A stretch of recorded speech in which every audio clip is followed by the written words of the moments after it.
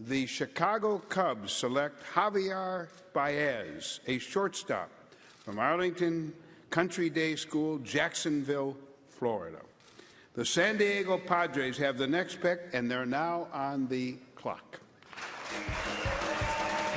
Harold, you called it. Javier Baez, an intriguing high school bat, committed to Jacksonville University. His junior year really put him on the map. He hit .463 with 13 homers and 9 stolen bases. Now, his skill set has his high school coach, Ron Dickerson, comparing him to Hanley Ramirez. Well, you know what? I talked with a few people today. They were talking about Gary Sheffield-type comparisons with the bat as well.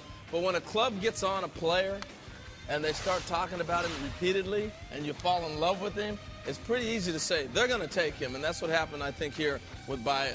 Well, and you had this situation with the Indians, who saw every one of his high school games this year, trying to make up that decision, Lindor versus Baez.